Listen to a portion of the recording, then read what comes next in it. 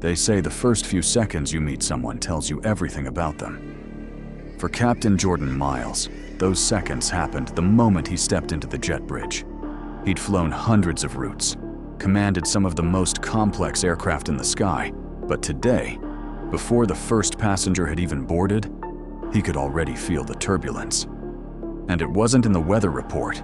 It was in the way the lead flight attendant's eyes traveled over him. Slow, scanning, judging. Her name tag said Karen, and her smirk said something else entirely.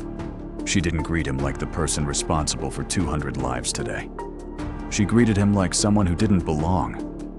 "Oh, are you with catering? Or maintenance?" she asked, her voice dripping with polite insult. Jordan didn't flinch. "Number, I'm the captain." Her eyebrow twitched, like she thought he was joking. She didn't laugh, just turned away, muttering something under her breath. And in that moment, Jordan made a decision. He wouldn't defend himself. He wouldn't explain. Because sometimes the loudest thing you can say is nothing at all. The co-pilot arrived a few minutes later. White, young, fresh-faced, barely out of training. Karen's entire tone shifted. The fake smile came out. The warmth in her voice turned on like a light switch. "You must be the captain. Welcome aboard." The co-pilot froze, glancing at Jordan.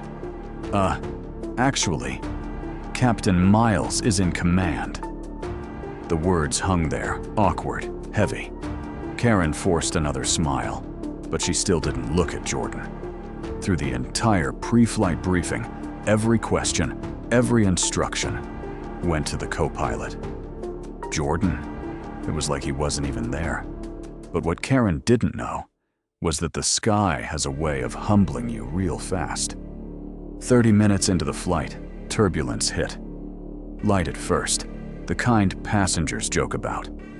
Jordan's calm voice filled the cabin. "Ladies and gentlemen, this is your captain speaking. Please remain seated with your seatbelts fastened. We'll be through this in just a moment." In the galley, Karen leaned toward another flight attendant, her voice low. "Guess we'll see if he actually knows what he's doing." She had no idea that the real test was seconds away. A chime broke the silence in the cockpit. A passenger in first class had collapsed, unconscious, not breathing right.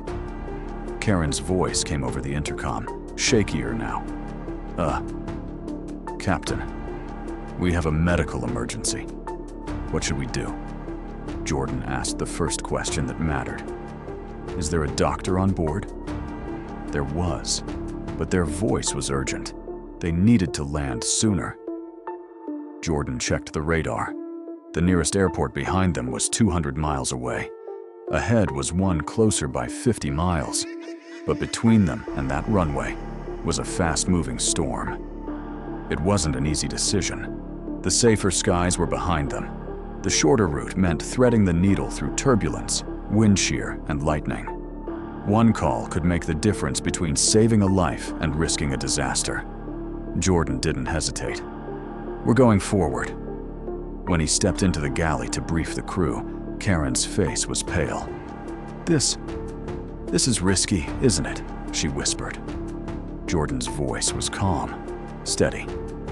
"Flying is about making the safest call in the moment you have. That's my job.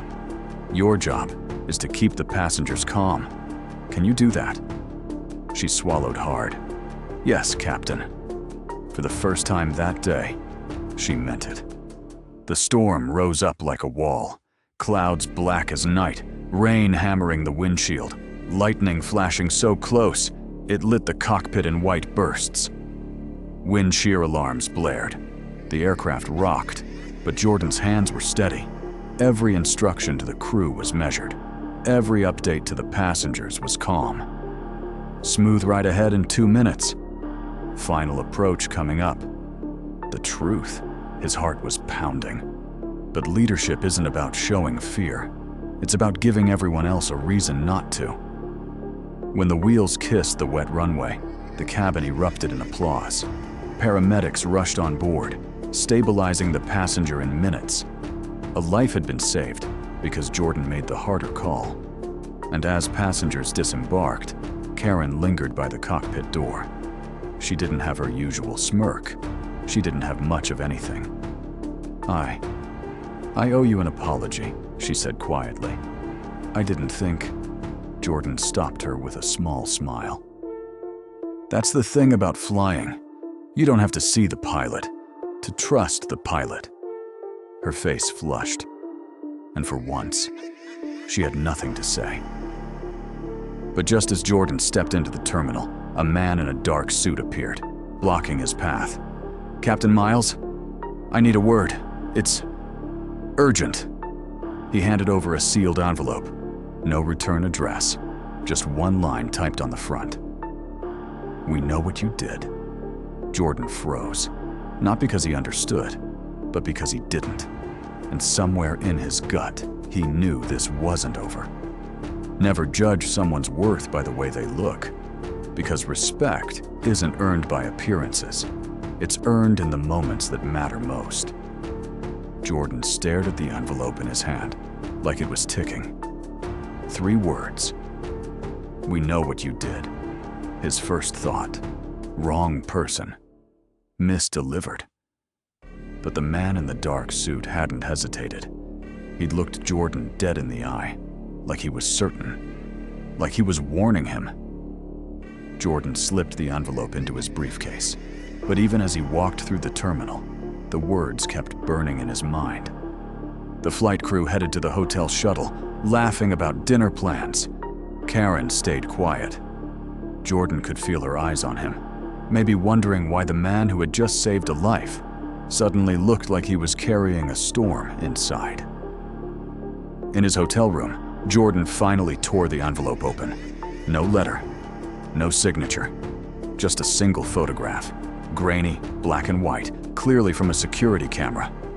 And in that photograph was Jordan, sitting in a small, dimly lit airport lounge, talking to someone across the table. The problem? Jordan had never seen that man before in his life. And in the photo, the man was sliding something across the table toward him, a thick brown envelope. Jordan flipped the photo over. A date was scribbled on the back, last month.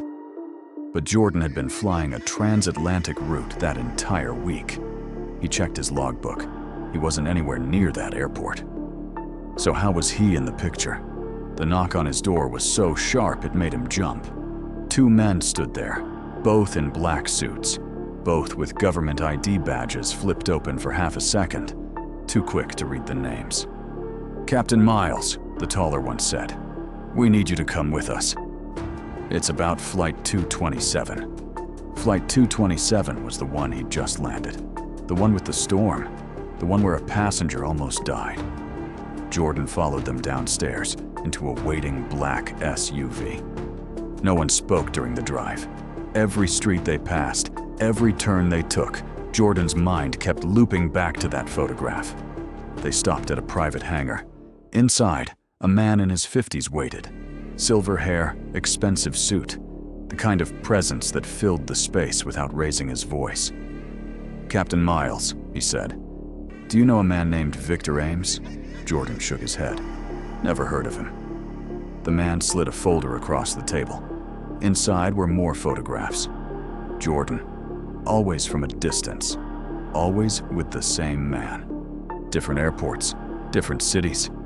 Same man. Jordan pushed them back. That's not me. The man leaned forward. These images say otherwise, and they're not just pictures. They're timestamps, locations, witness statements. If I didn't know better, I'd say someone is building a very convincing case that you've been moving information. Information? Jordan's voice cracked. I'm a pilot. I move people. That's what makes it perfect, the man said. No one questions a pilot's travel.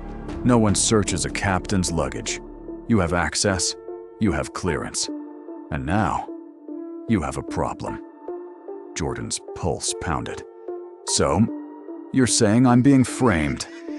I'm saying, the man replied, that whoever is doing this is very, very good at it. Before Jordan could respond, the hangar doors creaked open.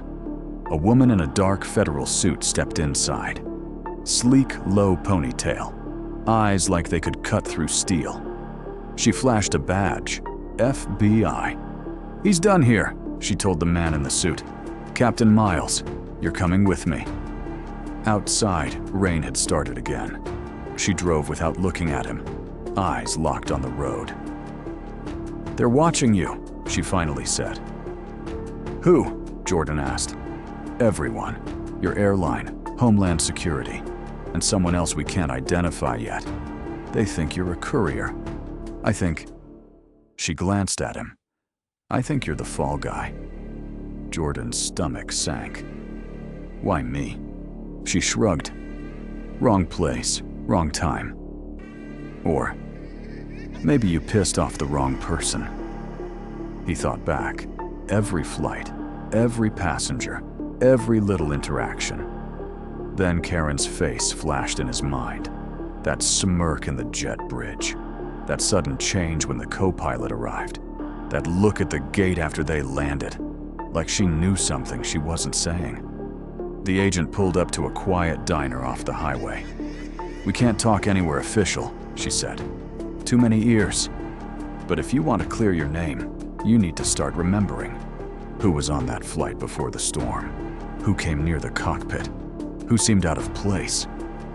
Jordan thought hard. There was a man in first class. Never took off his sunglasses. Didn't eat. Didn't drink. Just sat there. And when the medical emergency happened, he was the first to stand up and block the aisle. Said he was helping, but I had to tell him to sit down. The agent nodded slowly. "That's interesting. Because the man in your photo? That's him." Jordan's skin prickled. "So he was on my flight. And in a photo from last month? That's not possible." "It's possible," she said quietly. "If it's the same man, and someone is making sure you're in the picture with him." Before Jordan could ask how, the agent's phone buzzed. She answered. Her expression shifted instantly. Tense, urgent.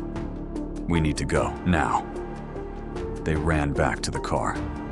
As they pulled out, Jordan saw two black sedans turning into the diner lot. No plates, no hesitation. Just slow, deliberate movement toward the space they just left.